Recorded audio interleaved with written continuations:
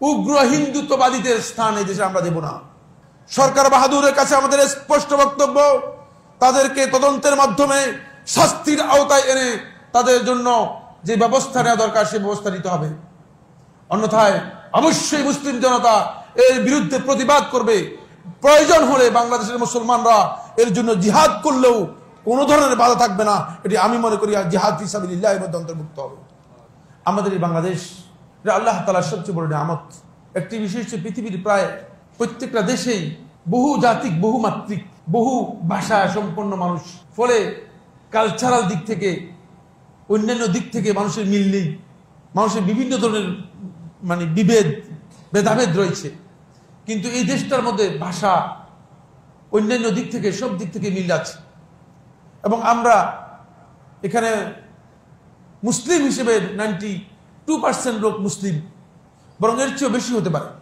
যথাযথ হিসাব করলে এর চেয়ে বেশি মুসলিম হিসেবে এখানে প্রমাণিত হবে।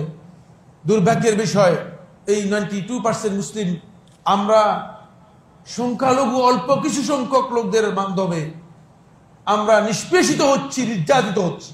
এবং ইতিমধ্যে আপনারা জানেন একটি সন্ত্রাসী সংগঠন এই দেশে ব্যাপকভাবে ধর্মীয় ছত্রছায়ায়, সনাতন ধর্মের ছত্রছায়ায় একটি সন্ত্রাসী সংগঠন ইতিমধ্যে ব্যাপকভাবে দেশের বিভিন্ন জায়গায় তারা তাদের বিভিন্ন কর্মকাণ্ড, গোপন কর্মকাণ্ড চালু করে দিয়েছে। এই গোপন কর্মকাণ্ডের আওতায় গত সপ্তাহে এই যে গেল কয়েকদিন আগেই আপনারা জানেন যে টঙ্গীর একজন ইমাম সাহেবকে অপহরণ করে নিয়ে গিয়ে তাকে হত্যা করার জন্য চেষ্টা করা হয়েছে এবং তাকে নির্মমভাবে তার উপর আক্রমণ করা হয়েছে, তাকে আঘাত করা হয়েছে। ফলে এই দেশের আলেম, এই দেশের মুসলিম, এদের ইসলাম, এমনকি মেয়েদেরকে পর্যন্ত দর্শন করা হচ্ছে, যেটা আপনারা পত্রপত্রিকায় যদি আপনারা পত্রপত্রিকা দেখেন জানার কথা। আজকে এই মিম্বর থেকে আমরা স্পষ্ট করে বলতে চাই, এই দেশে কোনোভাবেই উগ্র হিন্দুত্ববাদীদের স্থান এই দেশে আমরা দেব না। সুতরাং উগ্রতার কোনো সুযোগ নেই। আমরা সহনশীল, আমরা সহিষ্ণুতা, সহ অবস্থানকে আমরা সম্মান করি। সাম্প্রদায়িকতা আমাদের মধ্যে নেই, সাম্প্রদায়িক কোনো উস্কানি আমরা দেই না। কিন্তু কেউ আপনার পায়ের উপর পা দিয়ে আঘাত করবে, আপনি বলবেন যে হ্যাঁ ভালো করছেন আপনি।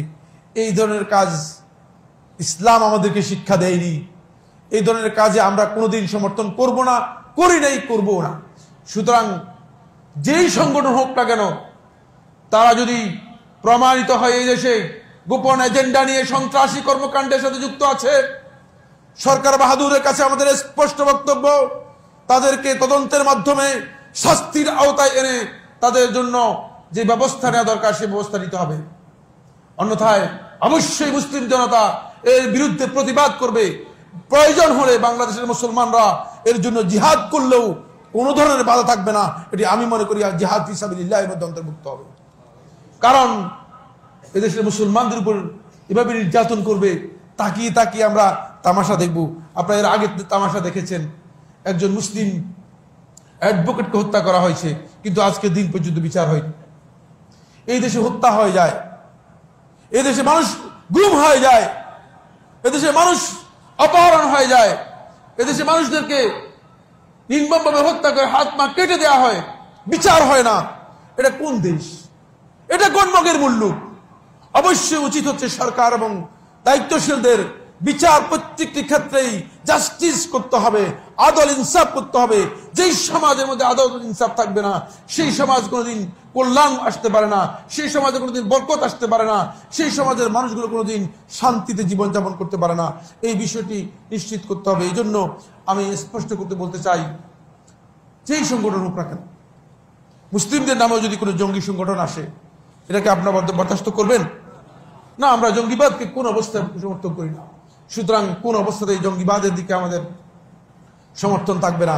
সরকারের উচিত হচ্ছে এই ইমামকে কারা অপহরণ করেছে, কারা মুসলিম মেয়েদেরকে ধরে নিয়ে গিয়ে বিভিন্নভাবে দর্শন করতেছে, কিন্তু বিচার হচ্ছে না, অথচ তারা গোপন এজেন্ডা বাস্তবায়ন করার জন্য চেষ্টা করতেছে। এই দেশে সচেতন মুসলিম হিসেবে আমি মনে করে থাকি আপনাদের সকলের এই বিষয়গুলো জানা ওয়াজিব। যিনি জানেন না তিনি অবশ্যই এর দায় বহন করবেন, কারণ এটা মুসলমানদের দায়িত্ব, মুসলমানদেরকে এটা জানতে হবে। এই জন্য আমি সরকারের কাছে এটা দাবি করব, এই মিম্বর থেকে অবশ্যই তদন্ত হতে হবে এবং দ্রুত বিচার হতে হবে। এবং আমি একটি বক্তব্য দিচ্ছি, সে বক্তব্যে আবার রিপিট করছি, সেটা হলো এই দর্শনের জন্য দ্রুত ট্রাইব্যুনালে 1 বা 2 দিনের মধ্যে ফাঁসি কার্যকর করার বিধান করতে হবে।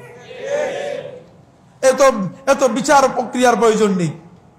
দর্শন করেছে, প্রমাণ হয়েছে, সাথে সাথেই দ্রুত ট্রাইব্যুনালে 1-2 দিনের মধ্যে ফাঁসি কার্যকর করে দেবে, তাহলে এই বাংলাদেশে আর দর্শন হবে না, আমি নিশ্চিত করে বলতে পারি। কিন্তু সেটা করা হচ্ছে না। দর্শককে পুলিশ আসে, অ্যারেস্ট করে, টাকা খেয়ে ছেড়ে দিচ্ছে, সে আবার গিয়ে আরো 5-7 জনকে দর্শন করতেছে। এই কোন পদ্ধতি? এই কোন বিচার ব্যবস্থা? বিচার ব্যবস্থা যদি আপনাদের কাছে